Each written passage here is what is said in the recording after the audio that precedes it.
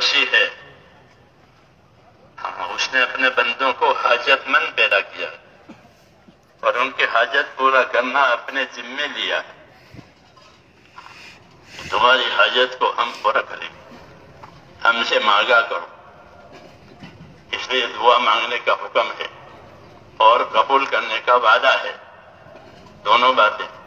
دعا مانگنے کا حکم بھی دیا ہے، ادعونی، مجھے پکارو، مجھ سے مانگو، استجب لکم، میں تمہاری درخواست قبول کیا کروں گا. تو دعا مانگنے کا حکم ملا ہے اور قبول کرنے کا وعدہ بھی بتایا کہ میں تمہاری دعا درخواست قبول کروں گا. مانگا کرو اللہ سے. دعا کی حیثیت دو ہے. ایک حیثیت دعا کی یہ ہے کہ ہماری حاجت ہے، مانگیں گے. دوسری حیثیت دعا کی یہ ہے کہ دعا اللہ کی عبادت ہے. جیسے نماز عبادت ہے، زکوٰۃ عبادت ہے، روزہ عبادت ہے. ایسے دعا کیا ہے؟ دعا اللہ کی عبادت ہے. اس لیے غیر خدا سے دعا مانگنے کی اجازت نہیں ہے. غیر خدا سے دعا مانگنا شرک ہے.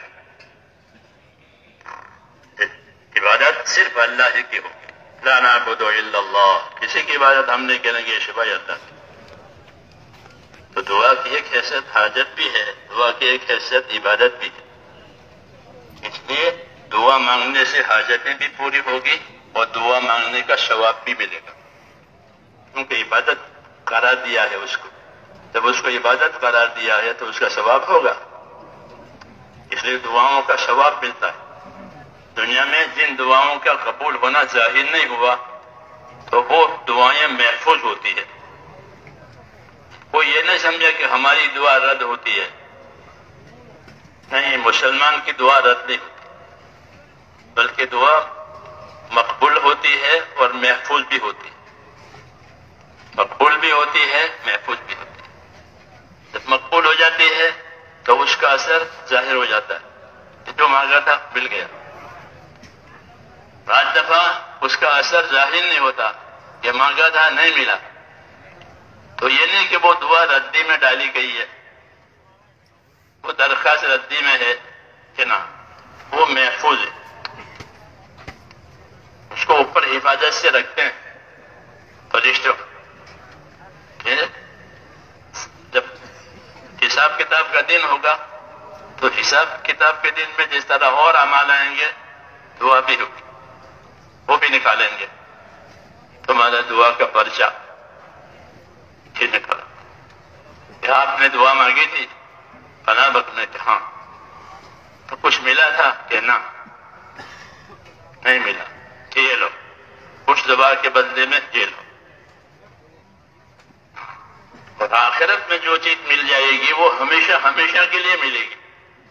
دنیا میں آپ نے کوئی چیز مانگی وہ تو دنیا کے اعتبار سے ملے گی، ہمیشہ کے لیے نہیں ملے گی. دنیا ہمیشہ کے لیے ہے ہی نہیں. تو اللہ کہے کہ یہ لو، دعا تمہاری دعا ہمارے ہاں محفوظ ہے، ہم نے دنیا میں تمہیں دیا نہیں تھا، یہ لو. تو وہ یہ تمنا کرے گا کہ ساری دعاؤں کا بدلہ یہاں مل جاتا تو اچھا، تو یہاں ہمیشہ ہمیشہ کے لیے ملتا. تو اس لیے کوئی آدمی یہ نہ سوچے کہ میری دعا قبول نہیں ہوتی. مومن کی دعا اس کے ایمان کی برکت سے قبول ہوتی ہے. اس طرح اس کی عبادت قبول ہوتی ہے، اس کی دعا بھی قبول ہوتی ہے. اس کا ایمان بھی قبول ہے، اس کی عبادت بھی قبول ہے، اس کی دعا بھی قبول ہے.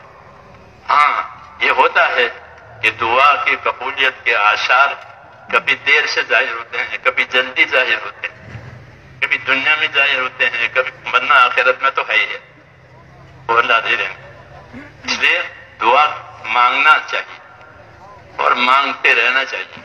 حدیثوں میں ہے کہ بندے کی دعا قبول ہوتی رہتی ہے جب تک کہ یوں نہ کہے کہ میں نے دعا مانگی لیکن قبول نہیں ہوئی. 8:20 جب تک یہ نہ کہے وہاں تک اس کی دعا قبول ہوتی رہتی. اس لیے اپنے آپ کو حفاظت میں رکھے کہ ایسا نہ کہے کہ میری دعا قبول نہیں ہوئی. تو کس نے خبر دی کہ قبول نہیں ہوئی؟ قبول ہونا نہ ہونا یہ تو غیب کی بات ہے. غیب کی بات نبی پر آتی ہے، نبی کے علاوہ کسی کو غیب کی خبر نہیں ہوتی. وہ نبی کو بھی اللہ خبر دے تو ان کو خبر ہوتی ہے، نہیں تو نہیں ہوتی. تو غیب کی بات کا جاننے والا تو اس اللہ ہے. قبول ہوئی نہیں ہوئی ہے تو اللہ کے سب کوئی بھی نہیں جانتا. ہاں ہم سے وعدہ ہوا ہے کہ تمہاری دعائیں قبول ہوگی. تو دعا محفوظ بھی ہوتی ہے اور مقبول بھی ہوتی ہے. دعا جو ہے بلاؤں کے مصیبتوں کے ٹلنے کا ذریعہ ہے. کہ دعائیں آسمان پر جاتی ہے اور بلائیں آسمان سے نیچے آتی ہیں. تو دعا ان بلاؤں کو جو آسمانوں سے چلی ہے زمین پر آنے نہیں دیتی بلکہ وہ اس کو روک لیتی ہے. اس لیے کہتے ہیں کہ دعاؤں سے بلائیں ٹلتی ہے، بلائیں رک جاتی ہیں. اپنی بلاؤں کا مقابلہ دعاؤں سے کرو. دعا مومن کا ہتھیار ہے. وہ ہتھیار کا یہ معنی ہے کہ وہاں سے بلائیں آئے گی تو تم کو ایک ہتھیار دیا ہے ان بلاؤں کے دفع کرنے کا. تو بلاؤں کے رک جانے کا ذریعہ کہ وہ بھی دعائیں اس لیے کہ دعائیں مانگا کرو. دعا مانگنے والا مومن ہوتا ہے، مخلص ہوتا ہے، اپنے اللہ پر اس کی نگاہ ہوتی ہے اور کسی پر نظر نہیں ہوتی. اس لیے دعا مانگنا ایمان کی شان ہے. ایمان کی شان ہے. لمبی لمبی دعائیں انبیاء کرام نے مانگی اور مختصر دعائیں بھی مانگی. لمبی دعا، اللہ کی طرف رجوع، اللہ کی طرف عنابت. کیوں کہ دعاؤں میں بھی ایک طرح سے حلاوت اور مٹھاس ہوتی ہے. ذکر میں بھی مٹھاس اور حلاوت ہوتی ہے، عبادت میں بھی مٹھاس اور حلاوت ہوتی ہے. لیکن چونکہ دل خراب ہو گئے اس لیے مٹھاس معلوم نہیں ہوتی. جیسے بخار والے کو چائے کڑوی لگتی ہے. ہاں بخار ہو گیا تو چائے کڑوی لگتی، چائے کڑوی نہیں ہوتی لیکن اس کا مزاج بگڑ گیا ہے. ایسے دل بگڑ جاتے ہیں تو پھر وہ دعا میں اس کو حلاوت اور مٹھاس نہیں ہوتی. ورنہ دعاؤں میں، اللہ کے ذکر میں، اللہ کی عبادت میں بہت زیادہ مٹھاس ہے. وہ دل محسوس کرتا ہے. اس لیے کہتے ہیں کہ اپنے دل کی نگرانی کرو، کثرت سے توبہ استغفار کرو کہ دل میں صفائی آئے. دل نعمتوں کو زیادہ استعمال کرنے سے سخت ہو جاتے ہیں اور دل گناہوں میں زیادہ لگنے سے کالے ہو جاتے ہیں. دو طرح کے اثر دل لیتے ہیں کہ زیادہ نعمتوں کا استعمال، زیادہ نعمتوں کا استعمال کہ یہ کہ دلوں کو سخت کرے گا، اور گناہوں کا استعمال کہ یہ دلوں کو سیاہ اور کالا کرے گا. حضرت عمر فرماتے تھے رضی اللہ تعالیٰ عنہ، احتفظ من النعمہ احتفاظک من المعصیہ. نعمتوں سے بھی ایسے اپنے آپ کو حفاظت میں رکھو جیسے گناہوں سے اپنے آپ کو بچاتے ہو. کہ ہر ایک کا ایک اثر ہے کہ زیادہ نعمتوں کے استعمال سے آدمی عیش میں پڑ جاتا ہے. منع فرمایا، عیش پرستی سے منع فرمایا. حضور اکرم صلی اللہ علیہ وسلم، ایاک والتنعم، خبردار خبردار عیش پرستی میں نہیں جانا، عیش پرست نہیں بننا. فإن عباد اللہ لیسوا بالمتنعمین، کہ اللہ کے نیک بندے عیش پرست نہیں ہوتے. کیوں کہ جب یہ عیش پرستی ہو گئی تو اب وہ مناجات اور دعا اور ذکر اور عبادت اور اس کا کوئی مٹھاس اس کو نہیں ملے گا. دل بیمار ہو گیا. ایک ایک چیز اپنی جگہ بہت قیمتی ہے. دعا بھی اپنی جگہ بہت قیمتی ہے کہ وہ عبادت بھی ہے اور ہماری حاجت روائی کا یقینی ذریعہ بھی ہے. اس لیے دعا نبیوں کے ذریعے سے دی جاتی ہے اور نبیوں کو دعا ملتی ہے اور دعا سے بڑے بڑے کام ہوئے ہیں. نوح علیہ السلام نے دعا مانگی، مختصر دعا کام کر کے، رب انی مغلوب فانتصر، یا اللہ مجھ کو دبا دیا گیا ہے، یہاں میرا کام تو کیا ہوتا، مجھ کو ہی دبا دیا گیا، اب آپ اس کا بدلہ لیں. بس مختصر دعا. اب وہ دعا نے اپنا کام کیا. آسمان سے پانی برسنا شروع ہوا، دھار پانی، زمین سے پانی ابلنے لگا، آسمان کا پانی ہے، بدلہ لیتے ہیں اللہ تعالیٰ نبیوں کی دعاؤں پر۔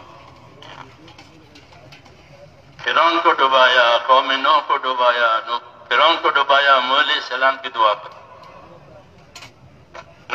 موسیٰ علیہ السلام نے دعا مانگی تو اس کو دعوت دی، بیٹا ہمارے ساتھ ہو جا، کشتی میں سوار ہو جا، ہاں نافرمانوں کے ساتھ مت جا۔ اس نے کہا کہ کیا پریشانی ہے، آپ کا پانی چڑھے گا تو میں پہاڑ پر چڑھ جاؤں گا، آپ کا پانی چڑھے گا تو میں پہاڑ پر چڑھ جاؤں گا۔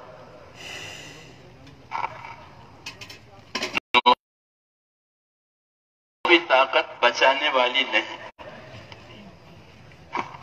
کوئی طاقت نہیں بچائے گی، کس سے؟ کہ اللہ کے فیصلے سے، اللہ کے فیصلے سے کوئی طاقت بچانے والی نہیں۔ لیکن وہ مانا نہیں، تو پانی آیا عذاب کا،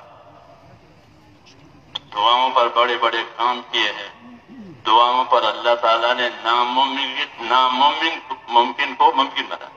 یہ تو ہو ہی نہیں سکتا، لیکن دعا ہوئی ہے کہ ہو جائے گی۔ ہم کو بتایا ہے کہ ناممکن چیز دعا سے ممکن ہو جائے۔ یہ محال ہے، یہ محال نہیں، وہ ممکن ہو جائے گی۔ زکریا علیہ السلام نے دعا مانگی اپنے اولاد کے لیے، اور اس حال میں کہ وہ بوڑھاپے کے انتہائی کو پہنچ گئے تھے، کہ کھال لٹک گئی ہے، جی ہاں، ہڈیوں نے کھال اور گوشت کا تعلق کمزور، جو کھال لٹک جاتی ہے بڑھاپے میں، بال سخت سفید ہو جاتے ہیں، کوئی طاقت مرد ہونے کی رہتی نہیں ہے۔ یہ حالت ہو گئی جب دعا مانگی تھی تو۔ اور ان کی بیوی تو پہلے سے ہی بانجھ اللہ والے تھے، انہوں نے دعا مانگی کہ مجھے کوئی بیٹا چاہیے جو میرے بعد میرے کام کو سنبھالے، نبی کے کام کو سنبھالنے کے لیے۔ اللہ نے فرمایا ٹھیک ہے، ہم آپ کو بیٹا دیں گے۔ تو ان کو اشکال ہوا کہ مجھے بیٹا کیسے ملے گا، میں بھی کام کر نہیں رہوں اولاد کے لیے، اور بیوی تو پہلے سے ہی بانجھ ہے۔ فرمایا جس طرح تم کو ہم نے پیدا کیا ہے اپنے قدرت سے، تمہارے لیے بیٹا اپنی قدرت سے پیدا کریں گے۔ وہ بیٹے پیدا ہوئے علیہ السلام، تو ناممکن کو ممکن بنایا۔ یہ ممکن نہیں، یہ ممکن ہو جائے گا، اللہ کی قدرت کے سامنے کوئی چیز نہیں ہے۔ واللہ غالب علی امرہ ولکن اکثر الناس لا یعلمون۔ اللہ اپنے فیصلے پر، اپنی چیز کو نافذ کرنے پر غالب اور قادر ہے، لوگ جانتے نہیں ان باتوں کو، اس لیے ایسی باتیں کرتے۔ بہرحال تو دعا یہ بڑی طاقت ہے۔ کہ اب دعا کا مطلب یہ ہوتا ہے کہ اللہ یہ کام ہے جو ہم نہیں کر سکتے ہیں، ہم کمزور ہیں، آپ کی طاقت کی طرف توجہ کی ہے، آپ اپنی قدرت سے ہمارے کام کو بنا دیجیے، اس لیے دعا مانگنے کا حکم دیا ہے۔ محتاج ہیں اس لیے ہم دعا مانگتے ہیں۔ جب آدمی دعا مانگتا ہے تو یہ فرشتوں کو بھی پسند ہے، دعا والا جب کوئی نیک آدمی دعا مانگتا ہے تو فرشتے کہتے ہیں کہ یا اللہ یہ تو جانا پہچانا آدمی ہے، اس کی بات تو قبول کر لی، کیونکہ اس کے اعمال روز اوپر آتے ہیں، اس کے اعمال روز اوپر آتے ہیں، جانا پہچانا آدمی ہے، بندہ جانا پہچانا، اس لیے اللہ سے جان پہچان باقی رکھنی ہے اس کی عبادت اطاعت سے۔ جی ہاں، فرشتوں کو بھی یاد رہتا ہے کس نے کیا عمل کیا ہے، تو وہ بھی ہماری تائید کرتے ہیں۔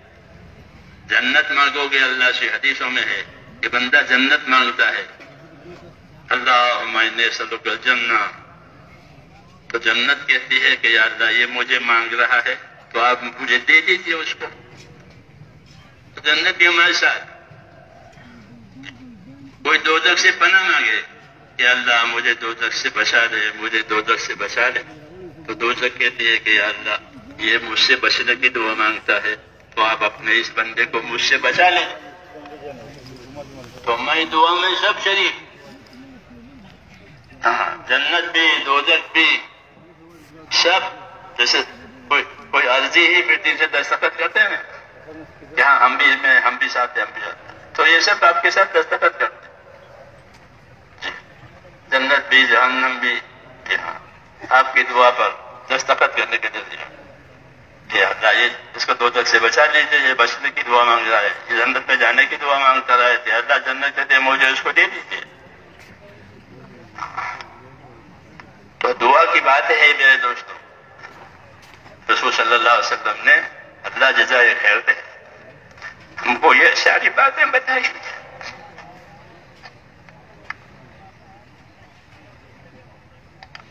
اس لیے دعا کو بھی کام بنانا ہے. ہاں دعا کو کام بنانا اللہ کو بہت پسند ہے. دعا بہت، دعا عبادت کا مغز ہے. ہاں کہ دعا مانگنے والے کے بعد کوئی دوسرا، کہ جب میں اس کے ہاتھوں کو خالی لوٹاؤں مجھے شرم آتی کہ وہ خالی ہاتھ آیا ہے، اسے پھیلائے، اس لیے میں اس کے ہاتھ کو خالی واپس نہیں کرتا، اس کی مراد پوری کرتا. بڑا انعام آدم علیہ السلام کی مشکل حل ہوئی دعا سے. جب خطا ہو گئی نا، خطا ہو گئی جنت میں، تو اب وہ خطا کا علاج کہ دعا، وہ دعا بھی اللہ نے سکھائی. ہاں اللہ نے سکھائی کہ یہ دعا مانگو تو تمہاری غلطی معاف ہو جائے گی. فتلقى آدم من ربه کلمات، آدم علیہ السلام نے اللہ سے دعا کے کلمات لیے، ربنا ظلمنا انفسنا. تو اللہ نے دعا خود ہی سکھائی کہ یہ دعا مانگو تو تمہارے گناہ معاف ہو، پھر معاف کر دی. تو ہمارا تو پہلے سے کام دعا سے چل رہا ہے، ہمارے بابا ابا کے زمانے سے، کہ ہمارا کام دعا سے ہی چل رہا ہے. جی ہاں، ڈگری ہو تو بھی دعا مانگیں گے، بنانی ہو تو بھی دعا مانگیں گے، ترقی ہو کرنی ہو تو بھی دعا مانگیں گے. دعا ہی دعا. سمجھ میں آئی نا بات؟ تو مانگیں گے، ہاں مانگنا ہے، مانگتے رہنا ہے. یہ بات یاد رکھو، یہ جو اجتماعی دعا مانگی جاتی ہے وہ تو روز روز نہیں ہوتی. روز ہوتی ہے اجتماعی دعا؟ نہیں ہوتی. اجتماعی دعا تو اس لیے مانگی جاتی ہے تاکہ انفرادی کر کے جاؤ اور پھر مانگو، اپنے گھر والوں کو سکھاؤ، بچوں کو بھی سکھاؤ. حضور نے تو دعا کا خزانہ کھول دیا ہے. ہاں امت کے لیے یہ مانگو، یہ مانگو، یہ مانگو، یہ مانگو. اس لیے میرے بھائیوں اللہ کی تعریف کریں، رسول صلی اللہ علیہ وسلم پر درود شریف پڑھیں، پھر اپنے لیے اور مومنوں کے لیے مغفرت کی دعا کریں، استغفار کریں، پھر اپنی مراد مانگیں. یہ سب سے آخرت کی عافیت مانگو. عباس ابن عبد المطلب نے پوچھا یا رسول اللہ میں کیا مانگوں؟ کہ چچا عافیت مانگو. پھر پوچھا یا رسول اللہ میں کیا مانگوں؟ کہ چچا عافیت مانگو. عافیت کا مطلب یہ ہے. تو اس لیے اللہ تعالیٰ سے عافیت مانگنے